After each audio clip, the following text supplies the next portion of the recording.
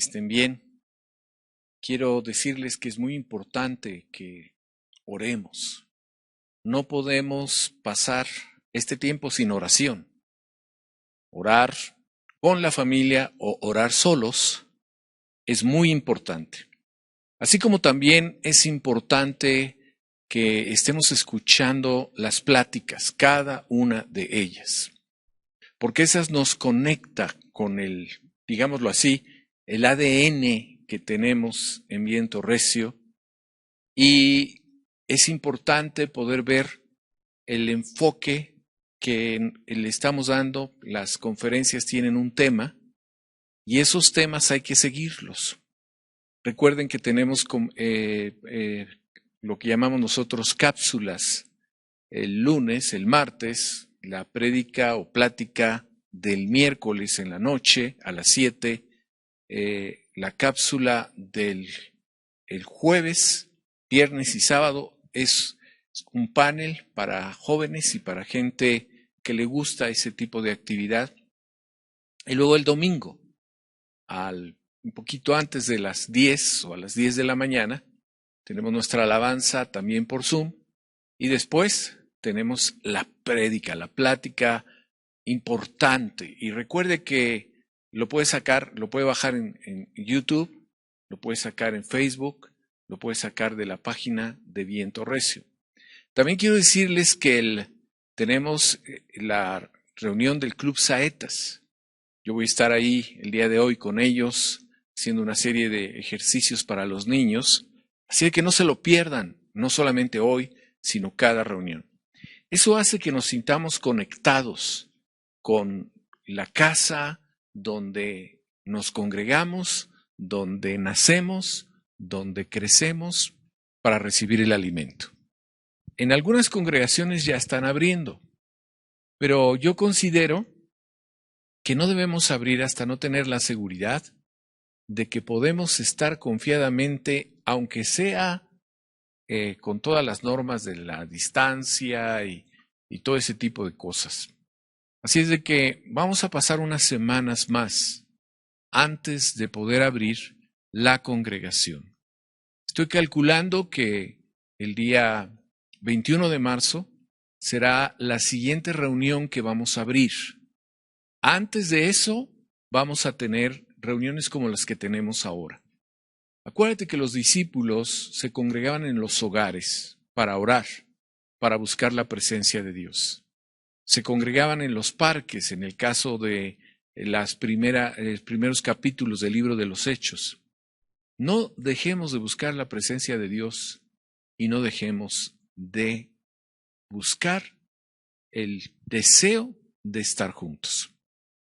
Quiero darle las gracias a todos y cada uno de ustedes por sus oraciones a favor de mi familia, de mis hijos, de Abigail, Benjamín, Gabriel, mi persona.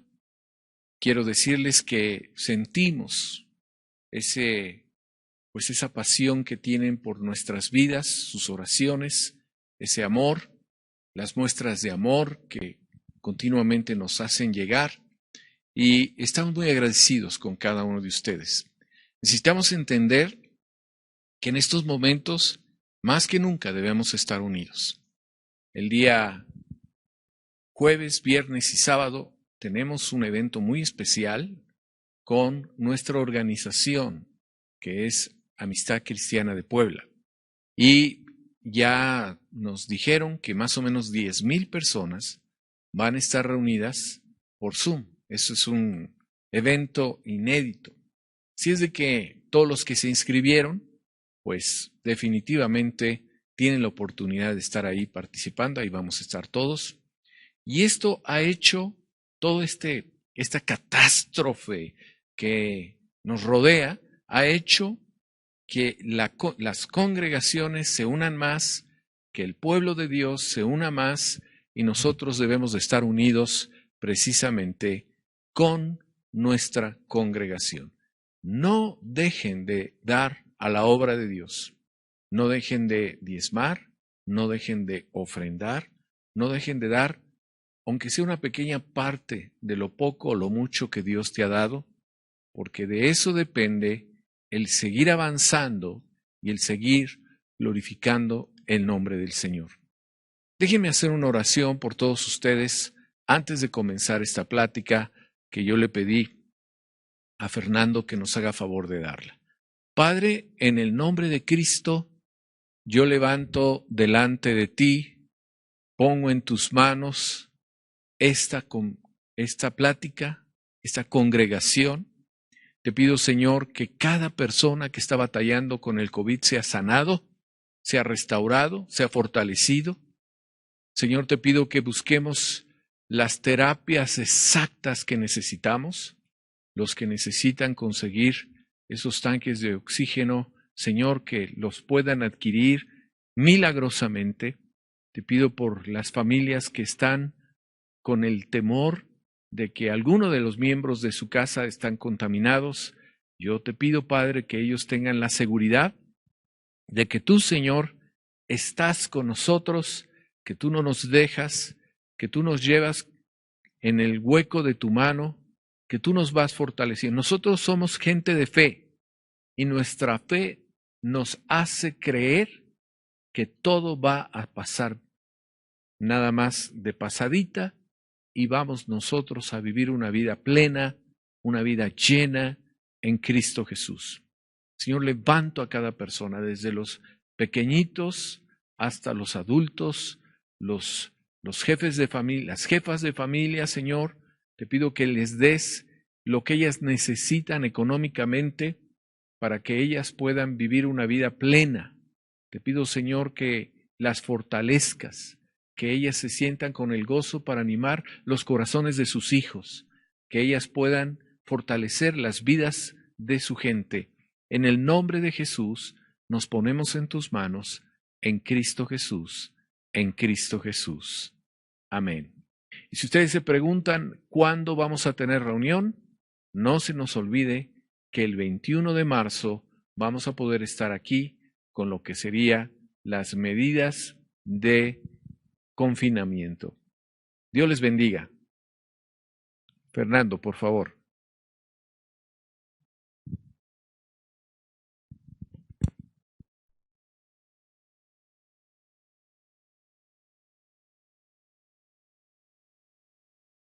No, gracias, Dani. Hola, familia, buenos días. Feliz Día del Amor y la Amistad. Espero estén muy bien ahí en casa o en donde se encuentren. Les mandamos un abrazo muy fuerte, los extrañamos, los queremos. Y pues antes de empezar quiero orar, ¿va? Entonces, ¿por qué no me acompañas? Cierras tus ojos, ahí donde te encuentras, abres tu corazón y nos ponemos dispuestos a escuchar la palabra de Dios en este domingo. Dios, te damos gracias, Señor, porque nos has dado un día más de vida. Te damos gracias por traernos hasta aquí, Señor, por traer a tu iglesia hasta este punto. Te damos gracias por la vida del pastor Dani y su familia. Señor, los bendecimos a cada uno de ellos. Sigue trayendo paz, sigue trayendo fuerza, sigue trayendo aliento. Señor, y llénanos esta mañana, que tu palabra hable a nuestros corazones.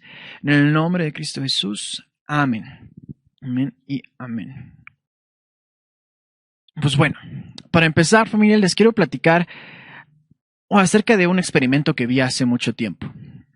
Y este experimento lo vi en un programa que salía en Discovery Channel que se llamaba Los Cazadores de Mitos.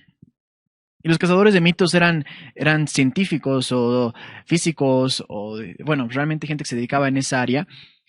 Y lo que hacían era hacer diferentes experimentos para comprobar si el mito era real o el mito era mentira. Y uno de estos experimentos, uno de estos mitos que ellos quisieron comprobar si era cierto o falso, era el mito de los libros entrelazados o las guías telefónicas entrelazadas. No sé si tú has escuchado, pero realmente es muy sencillo. Este mito te dice que si pones no sé si has visto las guías telefónicas, pero son realmente muy grandes. Entonces, cuando tú las pones, te dice que si pones una, las hojas, ¿no? De la guía, una hoja entrelazadas, te dice que no lo vas a poder separar. Y entonces te dan la tarea muy sencilla, agarran estas guías, te las pasan y te dicen sepáralas. Y tú puedes pensar que realmente es una tarea muy fácil. Y yo no tengo unas guías, pero tengo estos libros chonchotes que saqué de ahí y los puse, no puse todas las hojas entrelazadas, pero sí algunas. Y realmente, cuando tú dices, bueno, es muy sencillo, solamente tienes que separarlas. Voy a usar mis dos manos, entonces voy a quitar el micrófono a ver si me escuchan y para ver que realmente no es tan sencillo.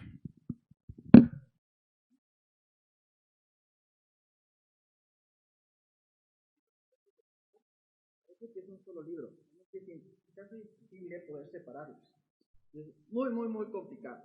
Y ya estoy aquí como poniendo bastante fuerza y no funciona. No, es como un libro, es como un solo libro. Entonces, ellos empezaron a agarrar camiones, empezaron a agarrar, creo que hasta llegaron tanques y pusieron estas guías y las intentaron jalar para separarlas y no pudieron. No, las guías se terminaron rompiendo antes de poder separarse. Y bueno, cuando tú dices, ¿cómo es que estas guías, bueno, estos libros, que son dos libros, parecen uno solo? Y entonces hay un factor que ellos lo explicaron y era el factor de la fuerza de fricción que ocurre cuando tú intentas separarlas. Y este es el factor que realmente impide que tú puedas separar estas guías. Y creo que ellos sí lo lograron, creo que aplicaron muchísima fuerza o algo hicieron, pero creo que sí las lograron separar. Pero jalándolas, así con tus propias manos, no las puedes separar. Parece un solo libro. Y cuando yo vi este ejemplo, pensé realmente, bueno, cuando leía una parte en la Biblia, pensé que Dios nos muestra que hay un factor que une a la iglesia. Así como la fuerza de fricción une a estos libros y no se separan. Mientras más los jales y más fuerte los jales, parecen uno solo y no se separan con tanta fuerza externa que le puedas poner.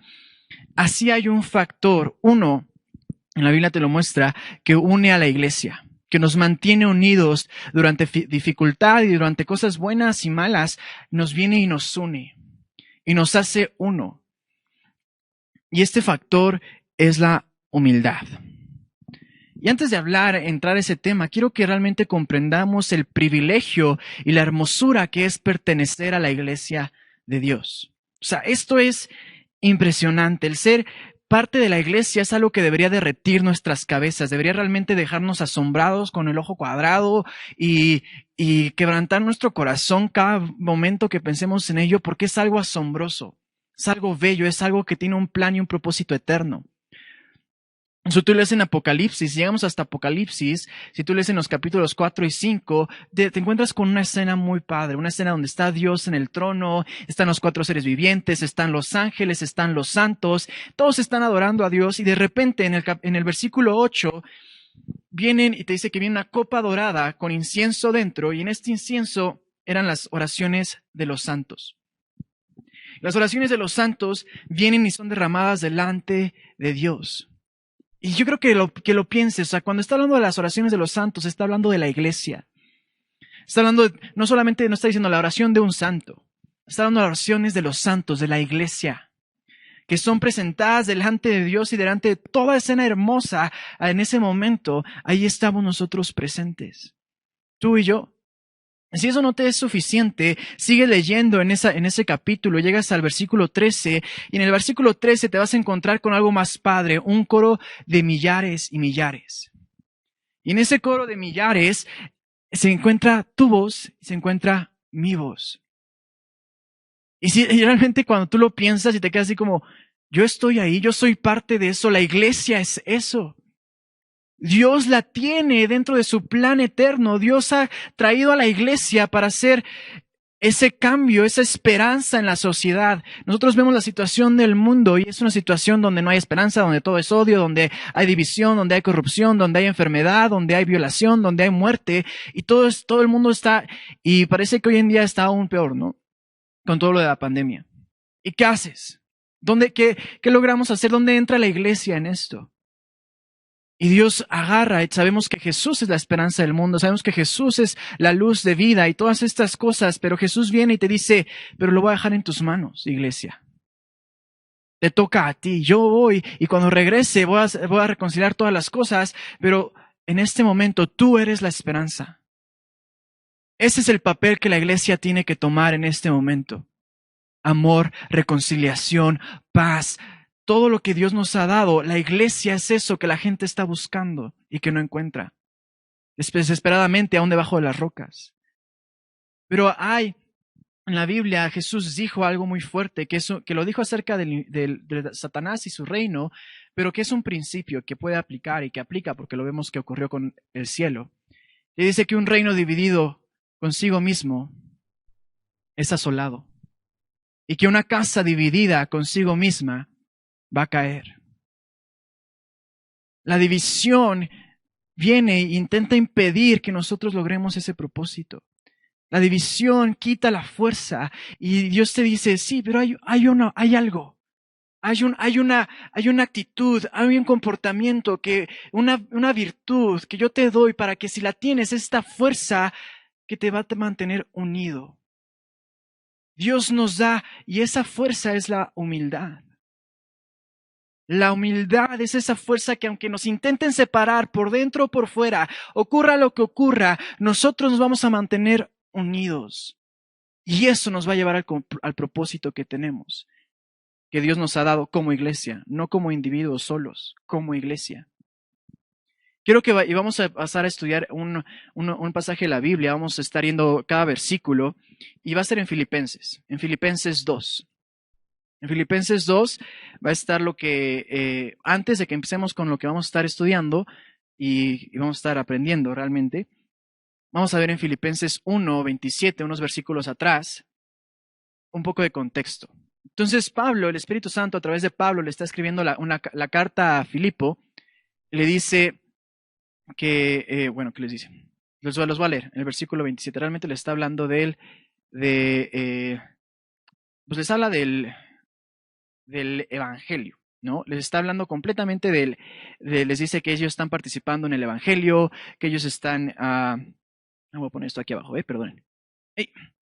Entonces, está hablando que ellos han participado, la iglesia de Filipo ha participado en el Evangelio, que Pablo está evangelizando aún en su sufrimiento, y te dice en el versículo 27, les dice así, ¿no? Acerca del Evangelio. Les dice, solamente que os comportéis como es digno del Evangelio de Cristo. Esta es la Reina Valera, y si tú ves en lo que realmente está diciendo, te dice que hay una forma, solo una forma de comportarse que es digna del Evangelio. Te dice, compórtate como es digno, sí, pero te dice que hay una manera digna del Evangelio como nos tenemos que comportar, una actitud, que debemos de tener. Y luego sigamos leyendo, a propósito, para que, o sea que vaya a veros o que esté ausente, oiga de vosotros, y escucha esto, que estáis firmes en un mismo espíritu, combatiendo unánimes por la fe del Evangelio.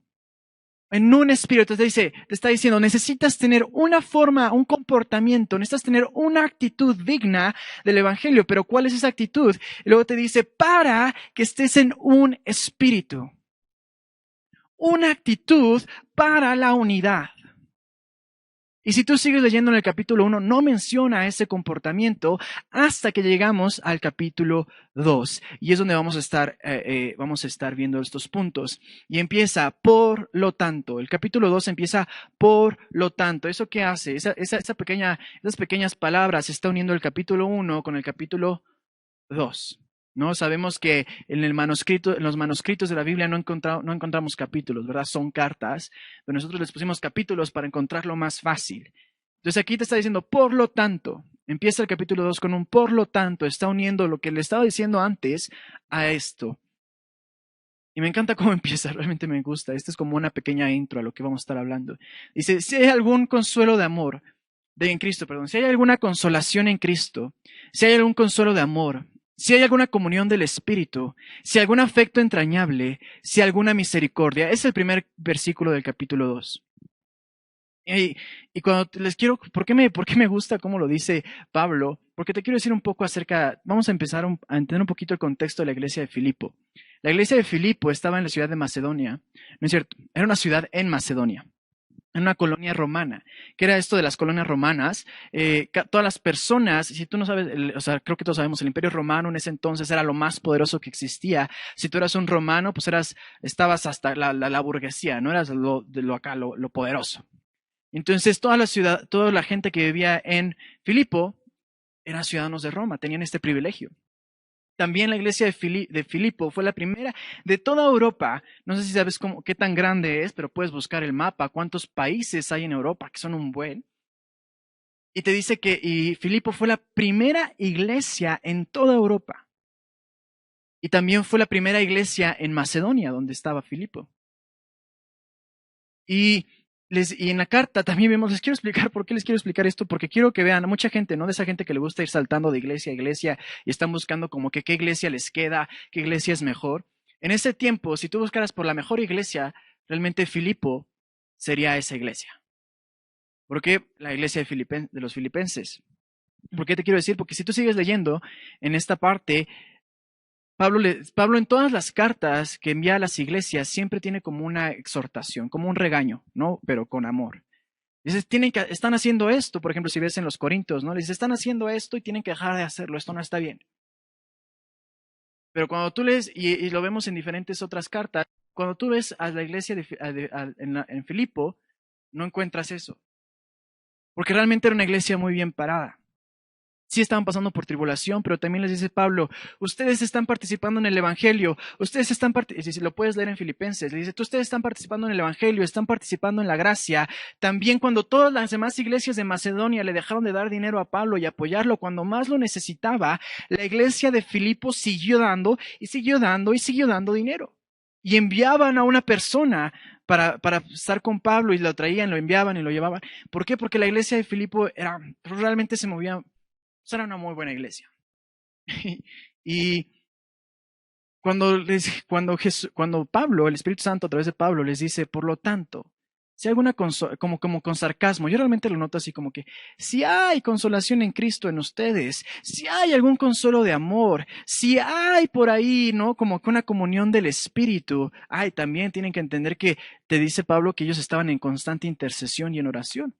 Entonces, por lo tanto, si tienen una comunión con el Espíritu. Dice, si hay algún afecto entrañable, si en ustedes existe alguna misericordia.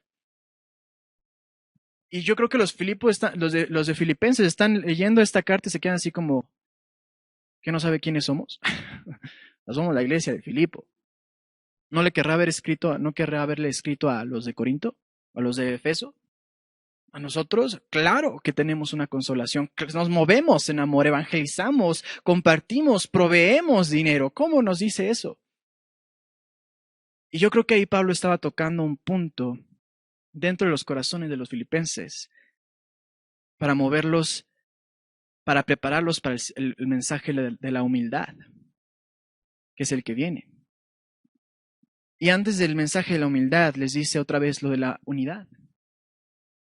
Porque es como si me dijeran, como maestro de inglés, que viví 3 años en Estados Unidos, que tengo mis certificaciones de inglés y todo, alguien viniera y me dijera, oye, ¿y tú sí te sabes el verbo to be?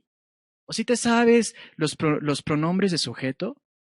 Y tal vez tal vez no sepan qué es, o sí saben, pero son como las cosas más sencillas que existen.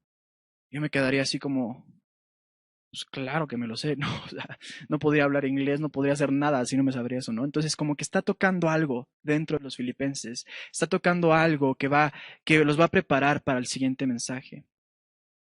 Y ahora sí vamos al punto 1, seguimos con el versículo 2, dice, completad mi gozo.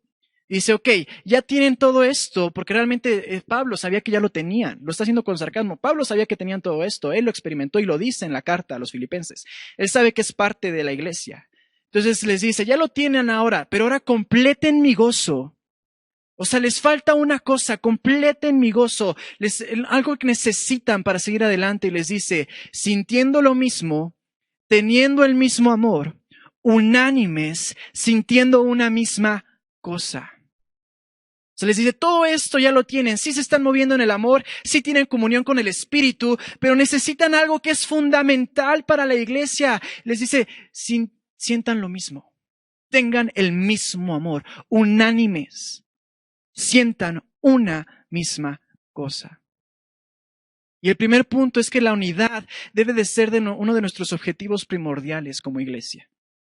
Debe de estar constantemente en nuestros corazones y lo sabemos. Familia, lo sabemos. Yo creo que yo no he estado toda mi vida en el ministerio, pero mis papás, ¿no? Mis familiares, sí. Y he visto la unidad, es algo que se predica y es algo que se conocemos, la unidad de la iglesia. Pero yo he visto como que yo también lo he escuchado y lo he aprendido, pero cuando se me ha dado la oportunidad a mí de practicar la unidad, uy, cómo la he fregado. cómo lo he olvidado. Este principio tan importante se me olvida de repente. Y el primer punto es que la unidad debe de ser uno de nuestros objetivos primordiales. Les quiero hacer un reto súper rápido. Y realmente, si pueden pensar en esta persona, necesito que nos la envíen en el chat, porque realmente me interesaría saber. Quiero que piensen en un acto genuinamente significativo en la historia. O sea, que haya cambiado la historia, en un acto que cambie la historia, que solo se haya hecho por una sola persona, ya sea por un hombre o por una sola mujer, que no haya tenido ayuda de nadie más. Uno solo, piensa en uno solo. Una sola persona haciendo un solo acto significativo que cambie toda la historia. Ni siquiera Jesús. Si tú piensas en Jesús, Jesús deja a sus discípulos para que compartan y para que escriban y para que sigan el Evangelio.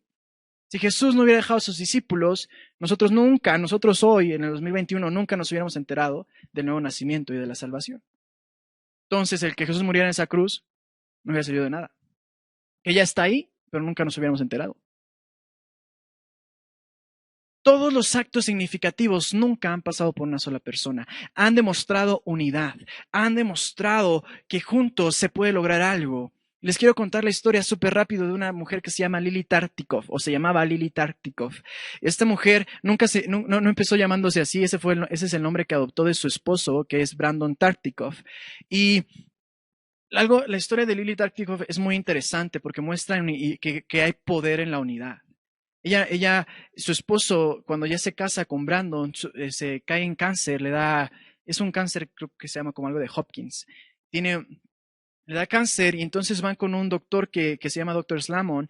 Y este doctor realmente crea medicinas experimentales y hace investigación y hace diferentes cosas. Y entonces van con él y dicen, necesitamos ayuda para el cáncer de Brandon. Y él dice, sí, yo tengo esta medicina experimental y vamos a probarla. Y entonces le empezaron a poner dos medicinas y fue algo muy fuerte para Brandon, que realmente los fines de semana terminaba tirado. Pero al final se sana del cáncer. Y bueno, no me voy a enfocar en Brandon, para él sí, él cuenta su testimonio, pero me quiero enfocar mucho en la historia de Lily, su esposa. Cuando Lily nota que la medicina, esta medicina experimental, que no otra gente conocía, porque es experimental, al fin y cuentas, es algo que está haciendo por primera vez. Y que nadie más lo tenía, fue un impacto para ella, ver cómo la medicina, la ciencia pudieron salvar la vida de su esposo.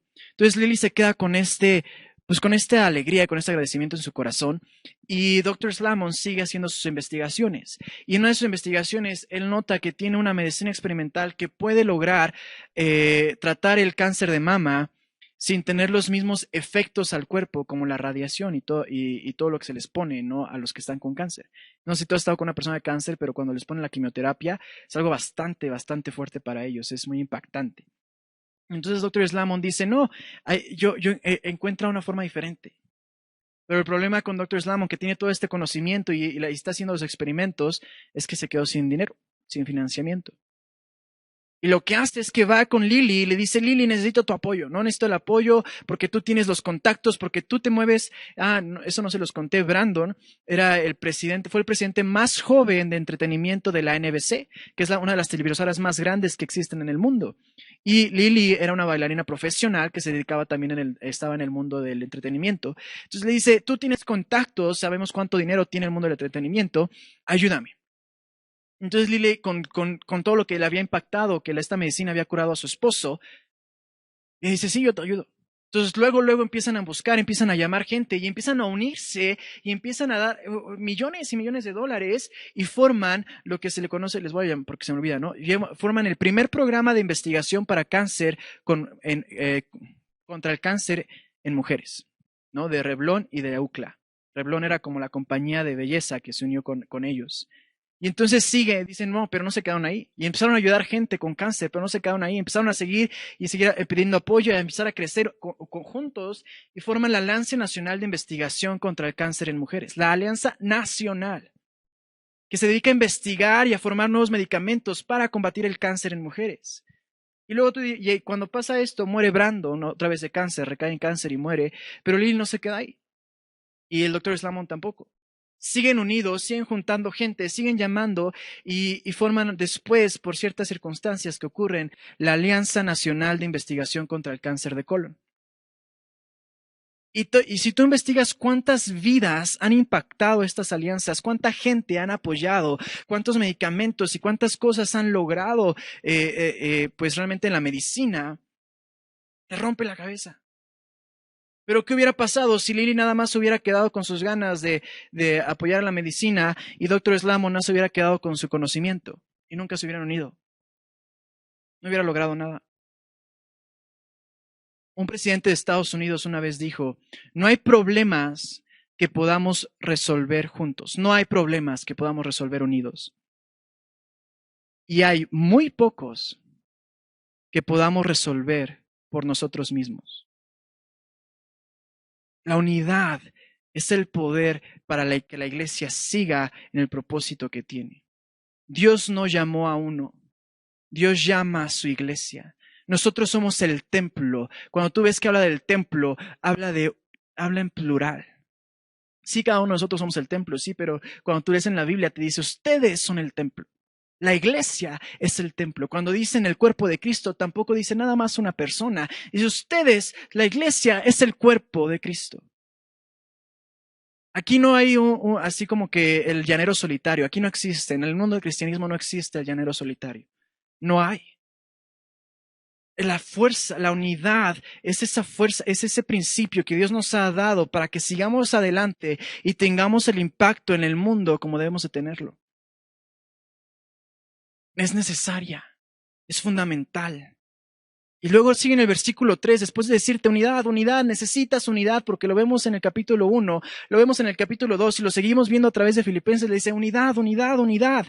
Y luego vemos en el capítulo 3 que te dice, nada hagáis por contienda o por vanagloria. Finalmente llega a decirte cuál es el comportamiento, cuál es el único comportamiento que debes de tener, que es digno del evangelio, que te va a mantener unido, para que yo oiga que están en un mismo espíritu.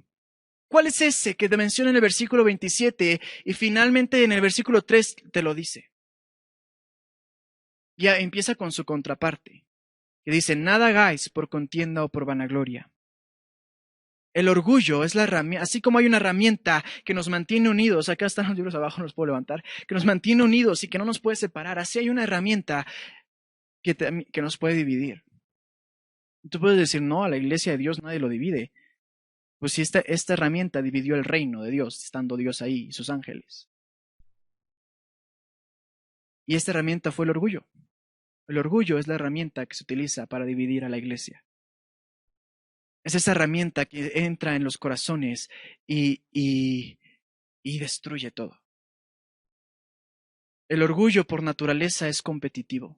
Te dice, nada hagáis por contienda, nada hagáis por competencia.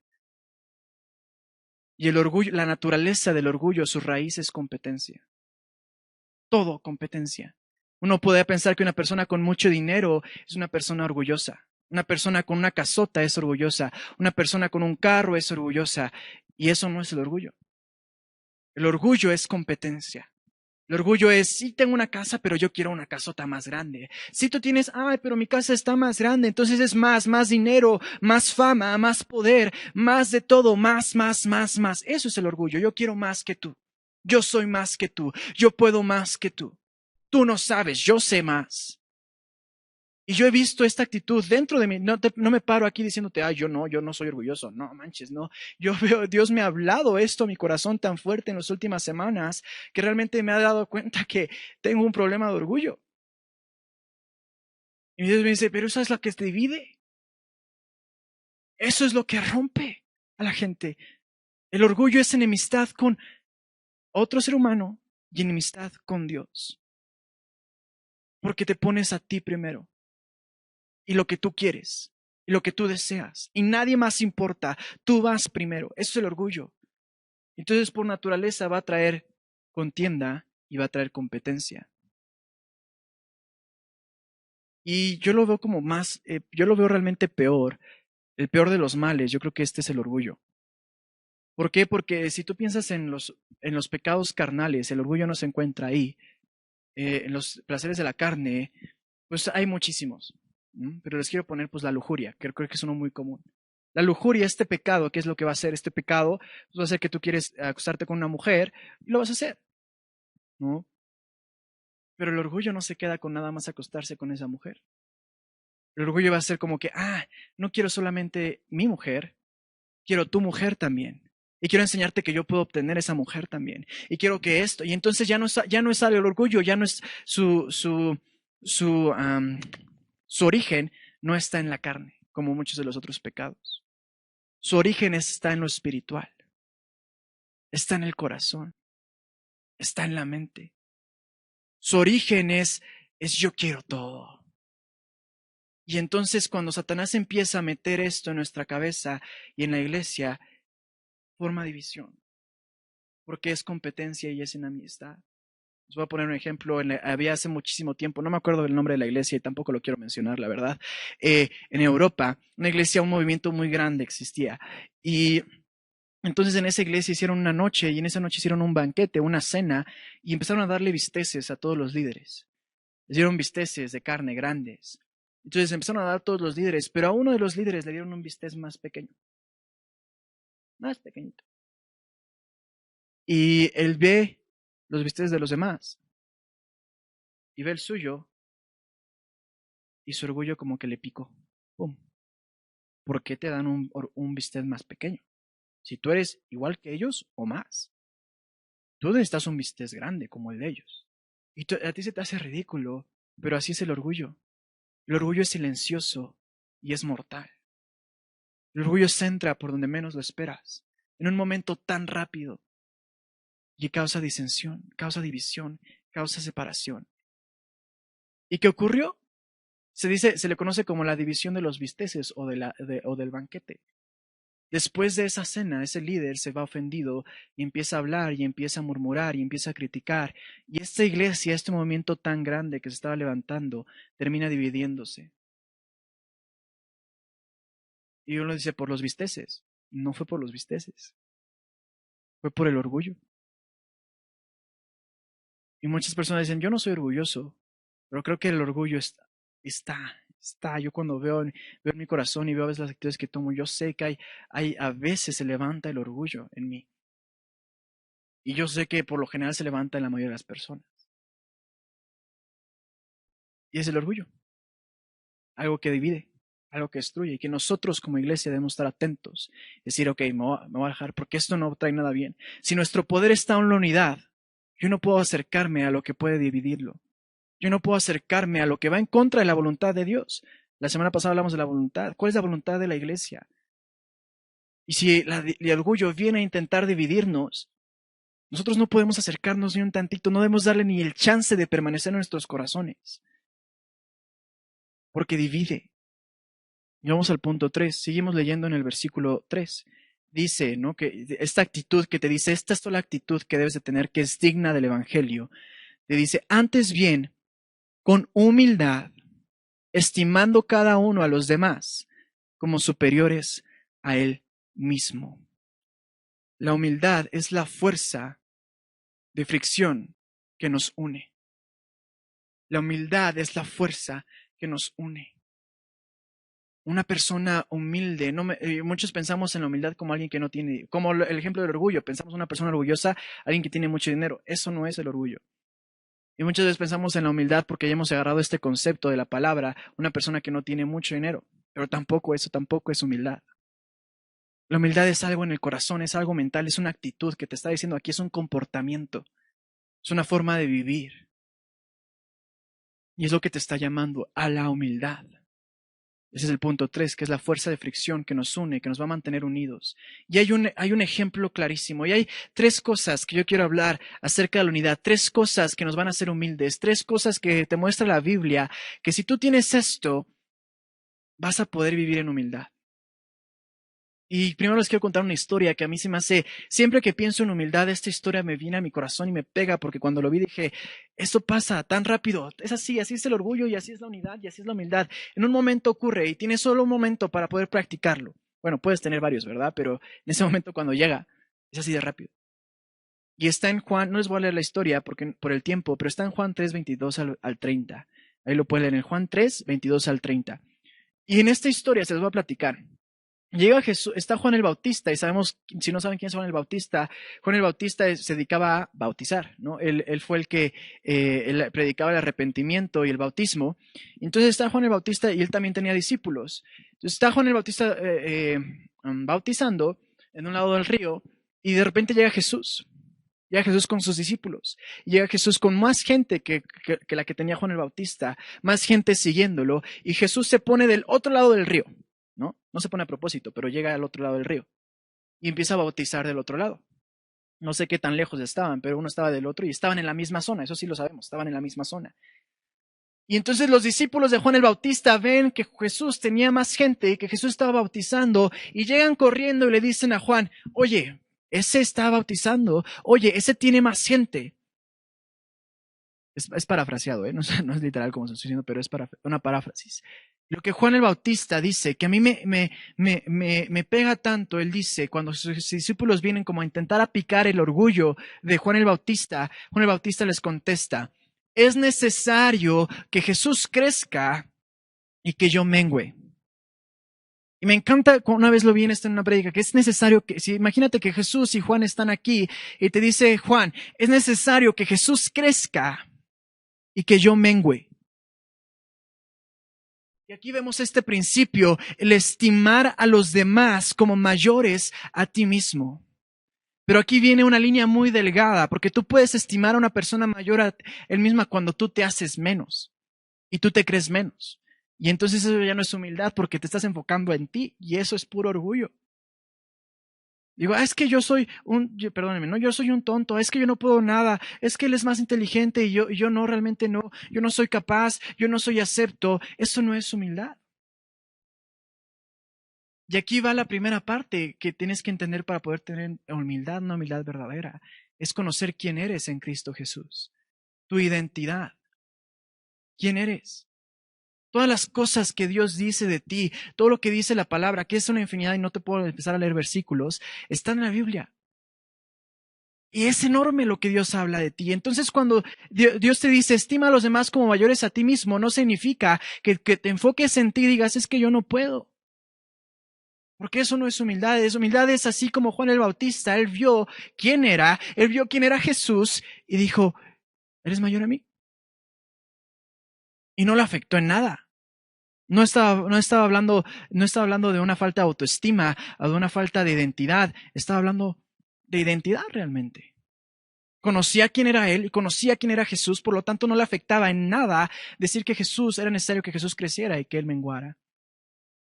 El segundo punto es entender el llamado. El llamado. Juan el Bautista entendía quién era él y que él venía a hacer el camino, así lo dice, que él vino a preparar el camino para Jesús.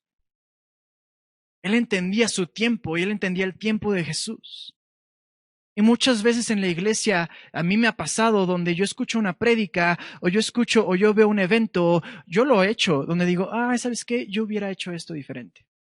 Yo hubiera dicho esto. Y lo peor es que no me lo quedo aquí. Igual y voy con alguien y le digo, como que yo hubiera dicho esto diferente. Y entonces ahí ya no entiendo el llamado. Porque quien puso a esa persona en ese estrado fue Dios. Y Dios es el que pone líderes. Y tal vez tú tengas un llamado de pastorado, pero en este instante nuestro pastor es el que tenemos que respetar, ¿no? Entonces muchas veces estamos ahí, o a los líderes, o a los de la alabanza, o a los que están orando, y si Dios los puso ahí es por respeto. Y tenemos que entender el llamado de ellos y nuestro llamado. Y no movernos de ninguno de los dos. Y el tercer punto, que se los voy a leer, que está en el siguiente versículo, pero quiero leer ese versículo antes. Dice así: no mirando cada uno por lo suyo propio, sino cada cual también por lo de los otros. La actitud de ustedes, debe de ser como la de Cristo. Estamos en el versículo 4.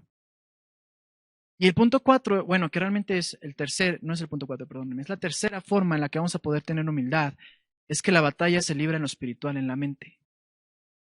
En la mente. O sea, te dice, tienes que tener la actitud que tuvo Jesús. Te dice, estima, o sea, piensa en otros mayores a ti mismo. Ve por lo de los otros, o sea, piensa por lo de los otros primero que en lo tuyo. Todo está acá arriba. Es una batalla que se libra en tu mente, y si yo siempre estoy pensando en mí y en que soy yo mayor y en que yo puedo más y en que yo lo hubiera hecho mejor y en que ellos no saben porque yo sí sé, entonces ahí nos metemos en un problema de orgullo que va a terminar trayendo enemistad. Y Dios te dice, empieza acá. Yo me acuerdo en Estados Unidos hay una palabra, cuando en inglés hay una palabra que se utilizan mucho por el área donde yo vivía, y esta palabra es body, ¿no? Que usan para llamarle a otra persona, bod or body. Y a mí me choca, porque es como me choca, bueno, como que Dios está hablando, Dios está tratando en mi corazón. Y esta palabra body es un diminutivo, es como decirte compañerito, ¿no? Y lo utilizan un buen. Entonces, pero a mí me afectaba, y le puedes preguntar, bueno, si alguna vez llegan a conocer a mis amigos de Estados Unidos, ellos saben que no me gusta, porque realmente me chocaba que alguien que no conociera llegara y me dijera, buddy, y yo digo, ¿por qué me dices pequeño, no? Sí, que estoy chiquito, pero somos iguales, ¿no? O en mi cabeza había un proceso de orgullo, en mi mente.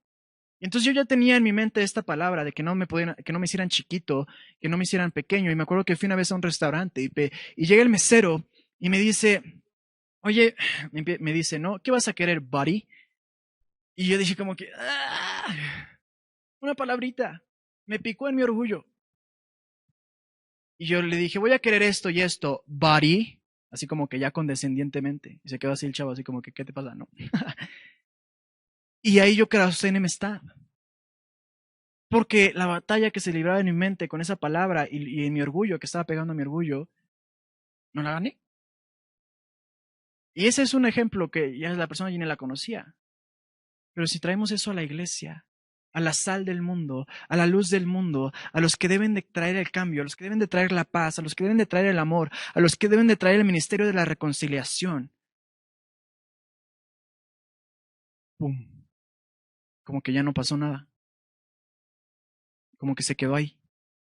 Porque entonces ya no hay tanta unidad y nos enfocamos más en poder mantener la unidad adentro que en poder salir a lo que nos toca hacer, a lo que debemos y que la voluntad de Dios es para la iglesia. Y para finalizar, quiero que veamos el ejemplo de nuestro Salvador. Que Dios te dice, ¿quieres saber la humildad y quieres saber que es posible? Yo te lo voy a enseñar.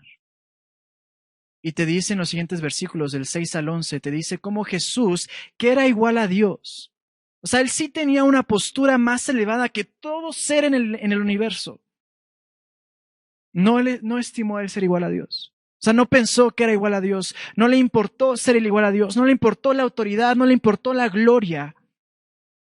Sino que se hizo un siervo. Y tomó forma de hombre.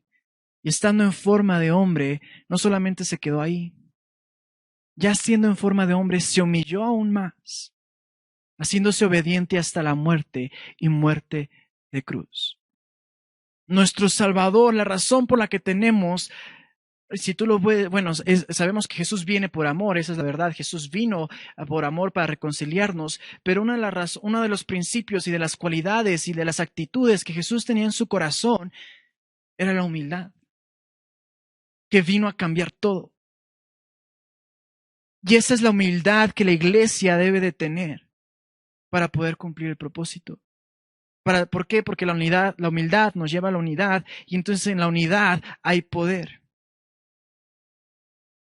Pero si no nos enfocamos y le damos más prioridad a nuestros sentimientos, a que me hirieron, a que me levantó la voz, a que me dijo cómo lo hiciera, y me enfoco tanto en mí, tanto en lo que yo quiero y tanto en lo que yo sé, entonces no vamos a alcanzar. Y en este 2021, donde todo parece que está en asteroides, que el odio parece que está en asteroides, que el enojo, que la muerte, que la violación hacia las mujeres, que la violación hacia los niños, las enfermedades, la muerte, todo está explotando de una forma que realmente está en asteroides. Está creciendo.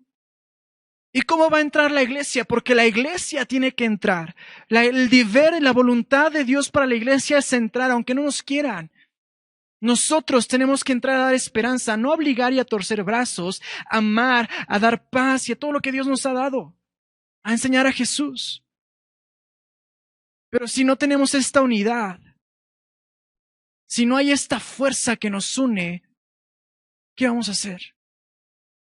¿Qué vamos a lograr? Y nada más para acabar, ya acabamos. Hay un versículo que si sigues leyendo ese mismo capítulo, te dice en los versículos 14 al 16. Haced todo sin murmuración y contiendas. O sea, te dice, haced todo con humildad. Otra vez te habla de la actitud y del comportamiento. Te dice, haced todo sin murmuración y contiendas. Escucha, otra vez propósito, camino, para que seáis irreprensibles, sencillos, hijos de Dios sin mancha, en medio de una generación maligna y perversa, en medio de la cual resplandecen como luminares en el mundo. Todo esto no lo digo yo. La humildad nos va a llevar a la unidad para resplandecer en todo lo que está ocurriendo. Si nosotros, la unidad es la respuesta, familia, y si tenemos división, somos parte del problema.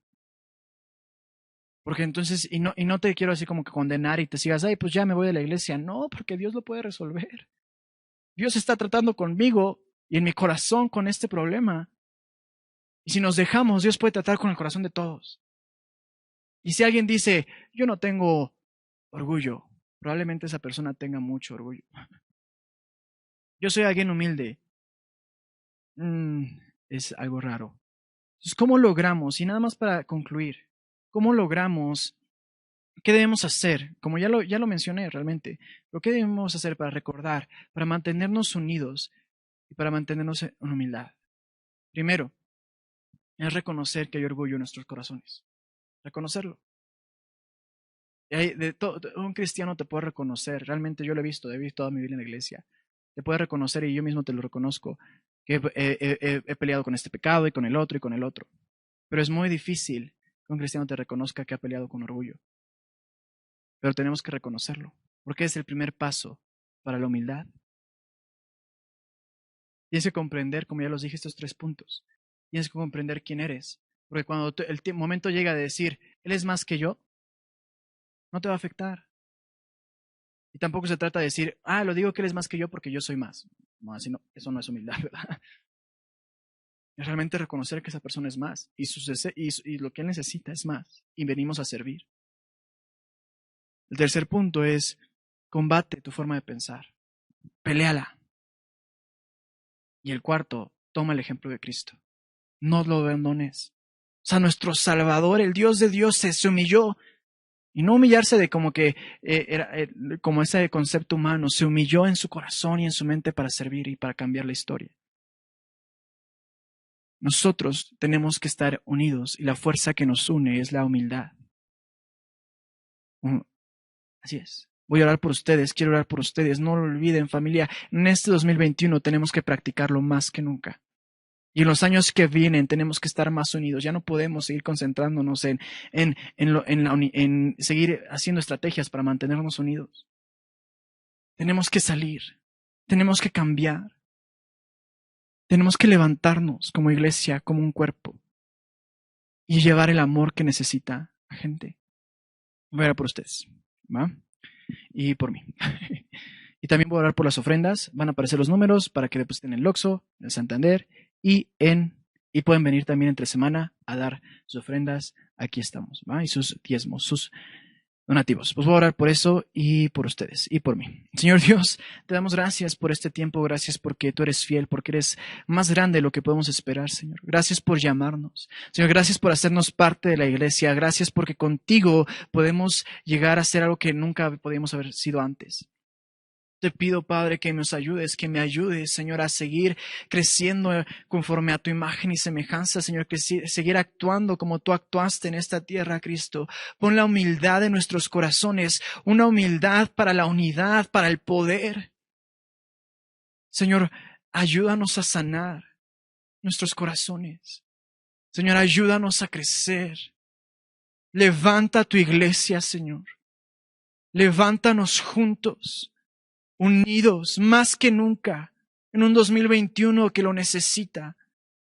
Únenos como con esa fuerza de la unidad y de tu espíritu. También te pido por las ofrendas y los diezmos, y yo bendigo a cada hogar, bendigo cada economía, Señor. Tu palabra dice que tú eres el Dios del oro y de la plata, que tú eres el Dios que provee, tú eres un Dios fiel, que permanece fiel aun cuando nosotros no lo hacemos. Yo te pido que bendigas los hogares, bendice sus trabajos, Señor. Si hay personas que no tienen trabajo, provee el trabajo, Padre. Ven y trae, Señor, tu provisión que viene del cielo. En el nombre de Cristo Jesús. Amén. Pues bueno, familia, esperan tengan un excelente día del amor y la amistad. Disfruten, estén contentos y practiquemos y empecemos en este camino que no va a ser fácil, no, pero con Dios abre el camino para que podamos mantenernos en unidad, en humildad y sigamos su voluntad. Dios, los queremos mucho. Otra vez les digo, les enviamos un abrazo y cuídense mucho. Bye.